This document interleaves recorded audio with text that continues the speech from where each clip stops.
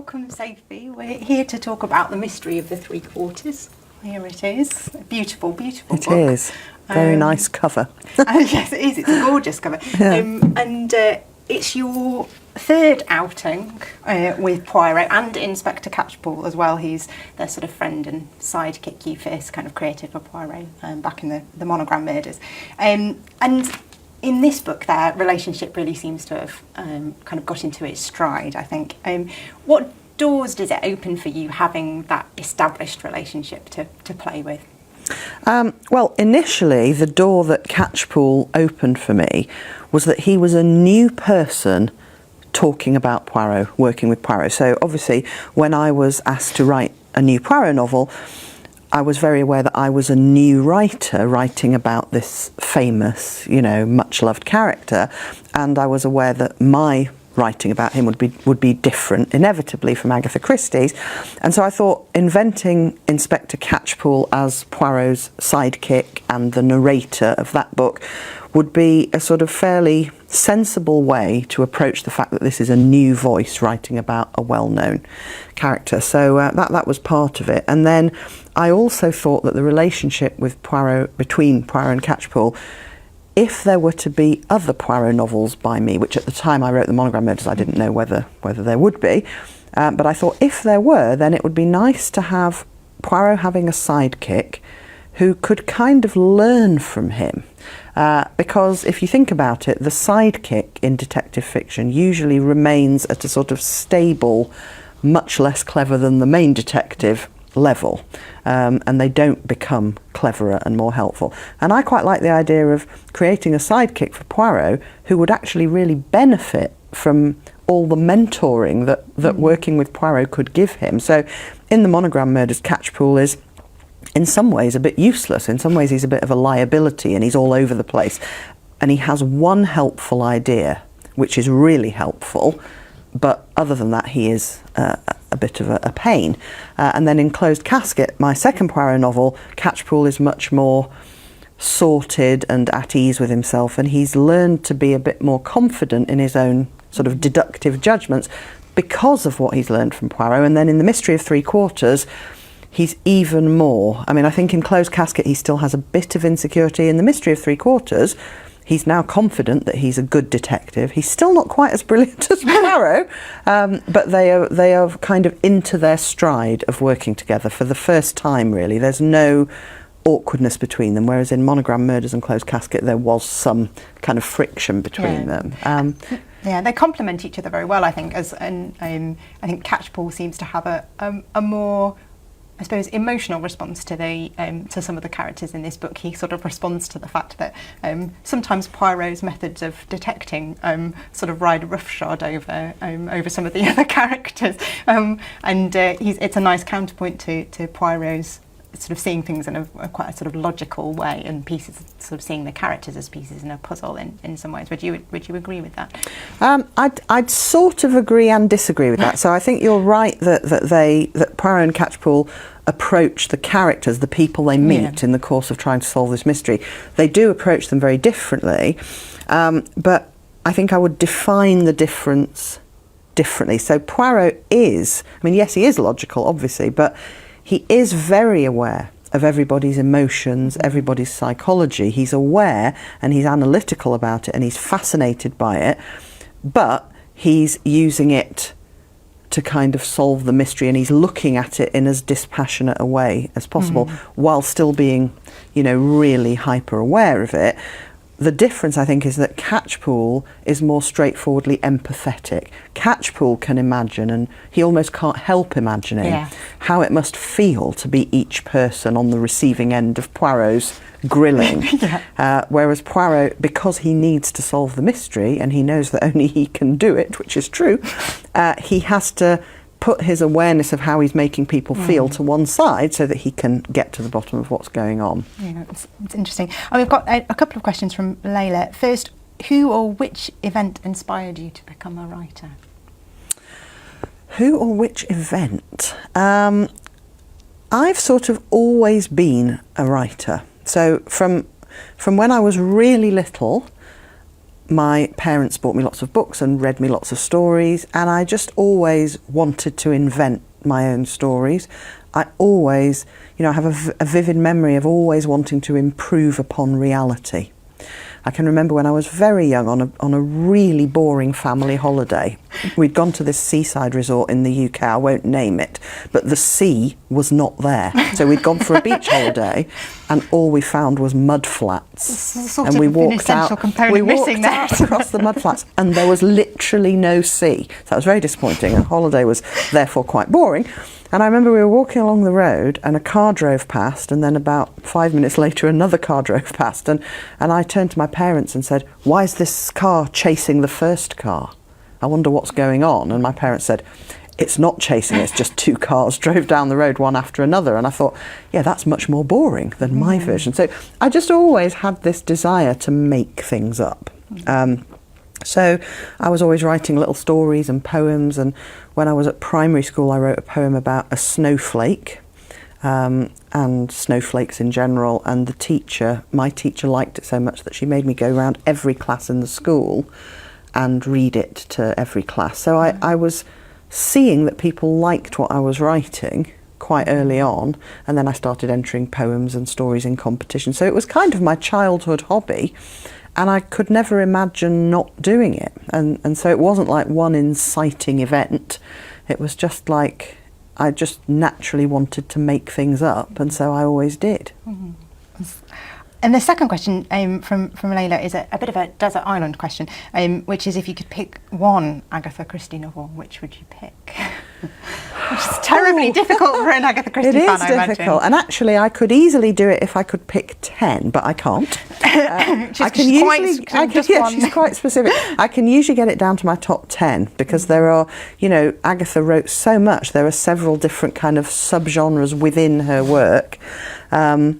And also, if you were picking just one, am I picking based on which I think is the best or which I think is my personal favourite? So there's all these things to be taken into account. I think I'm going to stick with what is my current favourite, which is The Hollow. Now, when I tell people that my current favourite Agatha Christie is The Hollow, a lot of people kind of go, really? Because it's not apparently one that a lot of people choose. But I love The Hollow because I think it has a sort of perfect balance between characterisation, plot, the mystery element of the story and the sort of novelistic element. So it is a mystery puzzle and you're desperate to find out who committed the murder, but the characters and the sort of relationships and the novelistic qualities of it are so brilliant. And I think the thing that clinches it for me is that in The Hollow there are two really minor characters, really minor, who are just so brilliant. They have about 2 lines each, and yet they're so memorable. They're as memorable as the main characters in some less good books. So, I think I'm going to go with The Hollow. It also has, by far, in my opinion, the best discovery of the murder scene. The discovery of the murder scene in The Hollow is really visual, very surreal, and just psychologically brilliant in various ways. The Hollow is the one. It's one of the ones I haven't read, so it's so inspired me and put it on my reading list.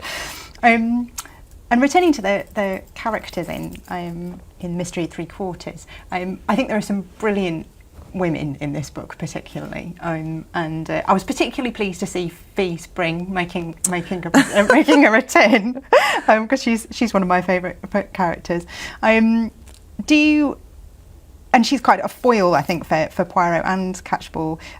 Was she a character you always knew you wanted to bring back in some way, or was that something that happened as you were writing? Well, I really loved writing about her in the Monogram Murders. She's a very minor character, and both in Mystery of Three Quarters and the Monogram Murders, she doesn't get involved in the actual. She's not a suspect, and she's not really a detective, but she's a kind of minor character who is nevertheless very important because she's really clever. And in fact, she is the person, obviously Poirot is the cleverest person in all my Poirot novels and in all Agatha Christie's Poirot novels, but in my Poirot novels, Fee is the next cleverest person after Poirot, but she doesn't get a chance to be particularly clever because she's not structurally involved in the solving of the mystery. So yeah, when I put her in the Monogram Murders, I liked her so much on page 1. She says some amazing things on the first page of the Monogram Murders. And then I think I wanted to bring her back in Closed Casket, but there wasn't really a role for her. But then because Mystery of Three Quarters starts in London, I thought, right, she can be there. She's also a waitress at the coffee house that Poirot and Catchpole regularly go to, so she needs to be there to serve them cake. Serve them cake. And irritate Poirot with her teapots. Yes. Or facing different But in this direction. book, so in Monogram Murders, he's just irritated by the haphazard arrangement of the teapots. In this novel, she sort of offers as an inducement, if he will do what she wants, she will arrange the teapots in a more neat way to please him. Oh yeah, I like that. And he can't resist. Yeah, it's fantastic. A question from Connor is, in the nicest possible way, do you think Agatha Christie would like knowing you had carried on Poirot's story? I think it's just impossible to know that, because I think, you know,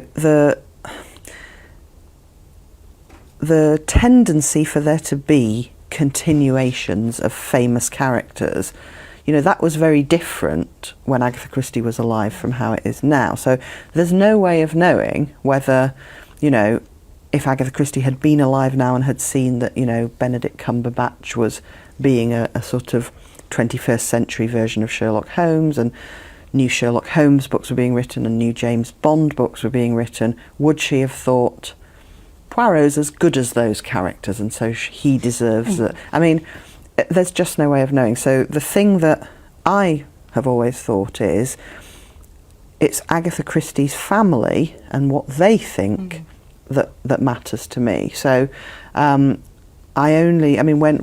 the sort of subject of me possibly writing a Poirot novel came up, the first thing because it wasn't my idea, I would never have thought of it. I would never have presumed to think that I could do it. And so I said to Matthew Pritchard, who is Agatha's grandson, I really would only want to do this if you really wanted it to happen and really wanted me to do it.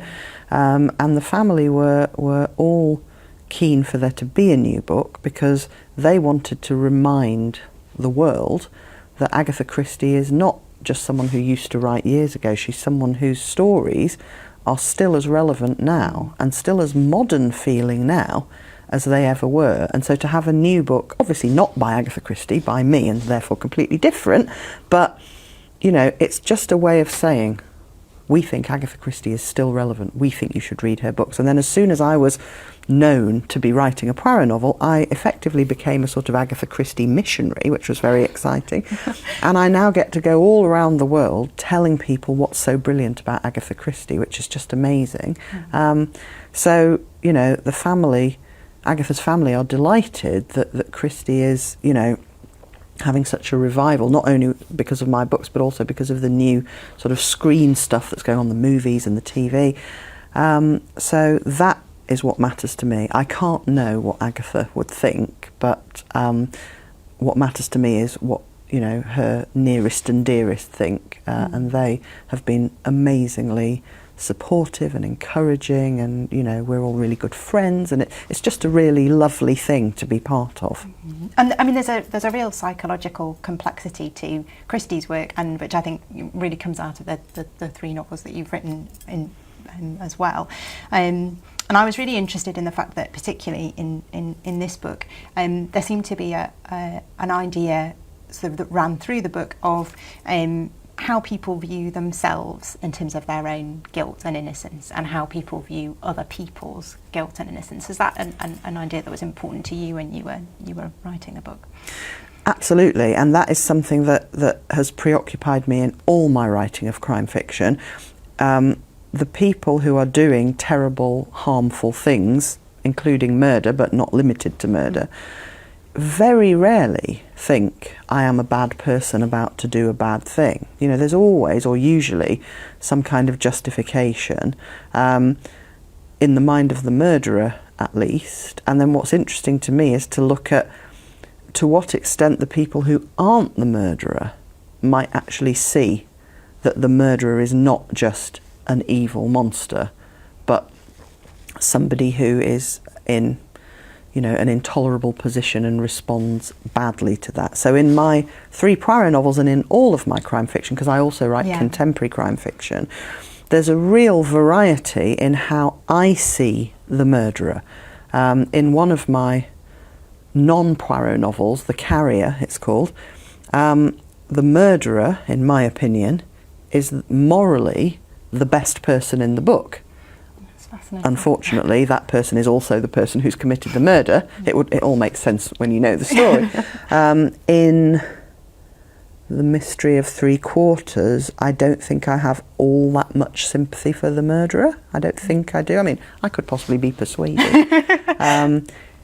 In Closed Casket, the murderer is definitely someone who's behaved very badly, but I understand the motivations so well. You know, so I just think it's interesting to play with those ideas, and also to sort of have a sense very present, which I think is probably in the Monogram Murders most out of all of my books. In the Monogram Murders, there's a powerful sense of the fact that often the people who appoint themselves as the self-proclaimed good guys who can never do any wrong, they are often the people who do more harm. If you are so convinced that you must be the good guy, then anything bad you do has to be justified, because you couldn't do anything bad because you're a goodie.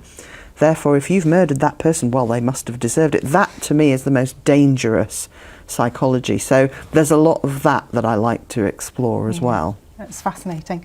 So a question from William: would you classify Poirot novels as being cosy crime or classic detective fiction? That is an excellent question, and I would definitely not classify anything Christie wrote as being cosy crime. I think there is such a thing as cosy crime, and the people who write it are happy to call it that. And I think actually that is a good way of telling whether a label works. Cosy crime writers know that that's what they're doing. Agatha Christie was not cosy. She was absolutely a classic detective story writer. She also was lots of other things. She was a sort of espionage novel writer and an adventure story writer. So she had other strings to her bow. But her detective novels they're classic murder mysteries, and they're not cosy. What they are is hugely enjoyable to read, but that's a different thing. That is a different thing. And they're all infused with a really powerful awareness of the evil that people can do if they don't check the sort of darker elements of the human nature that we all have. You know, there's a really powerful awareness in all of Christie's writing that any of us could do something really evil if we don't constantly guard against doing that evil thing.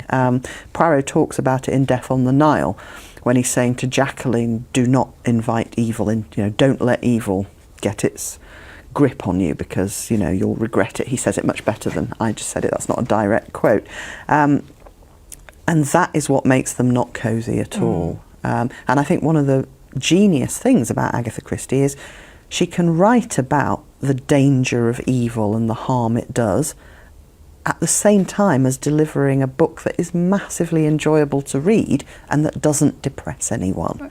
And there's no compromise on either front. The books don't downplay the dangers and the sort of dark side of life, but the fun the reader has is not in any way impaired by the darkness. So she manages to do, dark and light without compromising either, which very few people can do that. Yeah, it's a real technical skill. How do you stay true to Poirot's character? Well, when I was first asked to write the Monogram Murders, I reread all of Agatha's Poirot novels. Obviously, I'd read them probably 3 or 4 times each before that, but never knowing that I was going to have to write a Poirot novel. So I read them much more sort of analytically, and I just a lot of Poirot's character. I didn't sort of think, right, I'll make a list of Poirot's characteristics.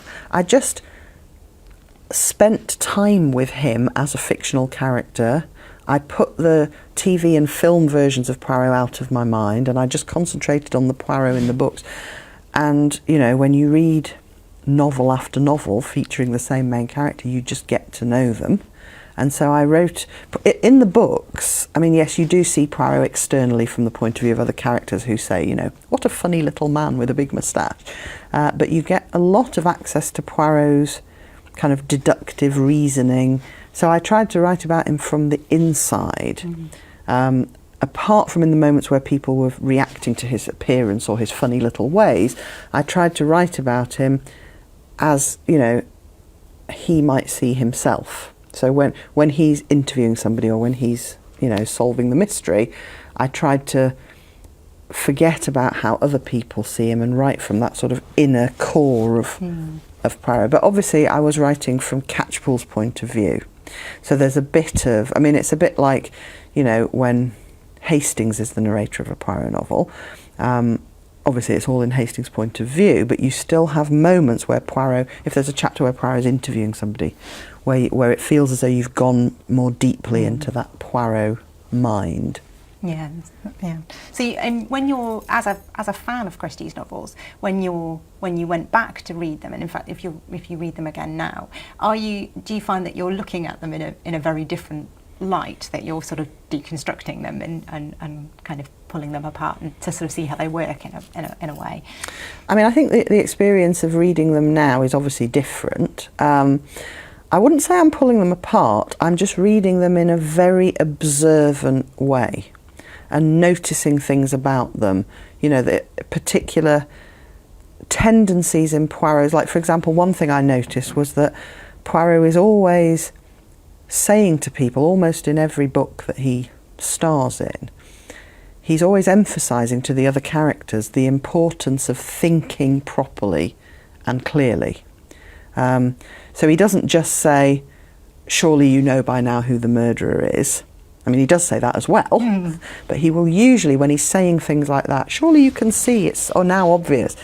Usually that is accompanied by him saying something like, if you just think. And in some of the books, I think the ones that spring to mind are Lord Edgware Dies, After the Funeral and Third Girl. Those three are all books in which Poirot says to, I think Hastings is in all of them, but he certainly says to somebody in all of those books, think about this and then think about that. You know, think about the flowers on the table and then think about the footprint in the flower bed. And when you think about those things together, surely you can see. Yeah. And when he's revealing the solution at the end of every book, he'll always explain how the flaws in other people's thinking has led to them not getting the right answer. So he'll say, you know, you all assumed that so-and-so couldn't have done it because they were in Birmingham, but actually you didn't then think. So it's that sort of focus on the way the mind should work and the way in which people tend to make assumptions that aren't actually based on facts. That is something new that I noticed. And the way Poirot sort of seems to know so much about life. He knows so many sort of wise things. I recently wrote an article which is on my website called Poirot the Life Coach, because if you go through the Poirot novels and stories just looking for kind of nuggets of life coaching wisdom, there are so many. You know, he's always saying things that you could just apply that to your life, take it out of the mystery story, apply it to your life, and you'd have a happier life. So Poirot, you know, has got all of this wisdom, and in a way the books are about as much about that. Yes, in terms of his character. You know, we don't know what he's been through in his life to get that wisdom, but now that he's got it, he arrives like a sort of magic person. Yeah. He's always there ready to solve the mystery when needed, but as well as solving the mystery, he takes any opportunity he can to improve the lives and the thinking and the attitudes of the people around him. So he really is like almost like a kind of magic person, but at the same time he's very much a real person with flaws and foibles and strange characteristics. Yeah, I'd not thought of him like that before, but you're quite right. More of a general question from Sam. What advice would you give to someone thinking of writing a book? What advice would I give to someone thinking of writing a book? Well, I would say that the most important thing is to love the story you want to tell. I think, you know, if you want to write a book, you should want to write it for the right reasons. And some people want to write a book because they want to be a writer. And that's not the best motivation for writing a book, because writing a book is really hard, not only while you're doing it, but also once you've done it. And even if it gets published, then that's hard. It's all hard in a different way. Obviously, it's massively rewarding as well, but it really, really helps at every stage of the process if you are passionate about the story you want to tell. So the first crime novel I ever wrote, I was so passionate about that story before I'd written it. My idea before I'd written anything was basically husband and wife cannot agree about whether the baby in their house is their baby or not. Husband insists it is. Wife insists that somebody has come into their house and swapped their baby for another baby. And that was all I had. That was my premise. And I just loved that idea. And then I wrote the first 100 pages and I sent it off, and somebody said, I really don't like this idea. I think it would be better if you... In fact, a literary agent said, I think it would be better if you wrote a book in which a wife confesses to her husband that the baby wasn't his. That would be better. And I was so passionate about my idea that even though I was I'd never published, a crime novel, but I thought, no, the whole point of this mystery is that we don't know if this baby is the same person or if another baby has been swapped for that baby. That's the point. It's not a novel about adultery. It's a novel about, has someone swapped one baby for another, and if so, why? And so I was so passionate about that idea, and then I really wanted to write that book and tell that story, that I then had the confidence to think, no, I'm not taking that advice. I'm going to write that book. And it became my first published crime novel, Little Face. And then when it was published, the solution to the mystery of what's going on with the swapped baby, I loved that solution. It was the perfect solution to the mystery. Some people didn't like it and said, it would have been better if this had happened. But because I knew it was right for me and for the book, I was able to sort of not be bothered that some people didn't think it was right. So if you're passionate about your story that you want to tell and confident that it's a story worth telling, that will give you the necessary passion and commitment. And you do need that passion and commitment, because the world will occasionally try to discourage you, sometimes quite often, and you need to know that you're telling a great story. That's brilliant advice, and really good advice, I think, for someone starting out. And and if it's a story that if someone said to you, I know, don't tell that story, tell that story instead, because that might be more popular with readers. If your reaction to that is, okay, then I'll switch to that, then probably the first idea you had wasn't something you needed to write. It's those ideas that don't go away, those stories that you just feel have to be told. If you've got one of those, everything about the writing process is then easier. And another question from Layla. Would you write a murder set around Christmas? I definitely would write a murder set around Christmas. There's two ways. I would write a murder set around Christmas if there was some reason why Christmas was relevant to the story.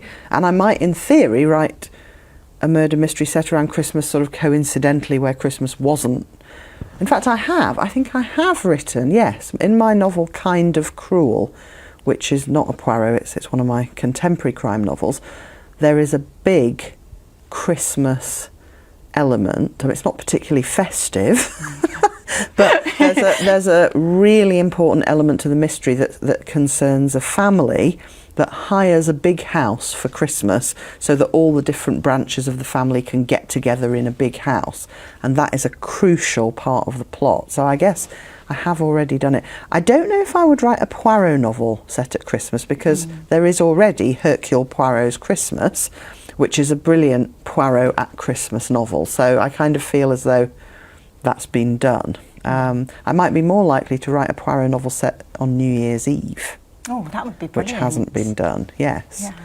Having said that, I'm not promising that will happen, because as yet I don't have an idea for a Poirot novel set on New Year's Eve. But I just think it might be a nice thing to do. But I've got so many ideas. I mean, I'm definitely writing at least one more Poirot novel. That was going to be one of my questions. Yeah, which is coming out in two. So they've been every 2 years. So 2 years from now. my fourth Poirot novel will be published, and I've got several ideas that I love, and they won't all go in the same book. So I'm currently sort of choosing between different ideas for Poirot number 4. Oh, fantastic. Well, I think that's a good place to close it. Thank you very much, Sophie. Thank you. Thank you.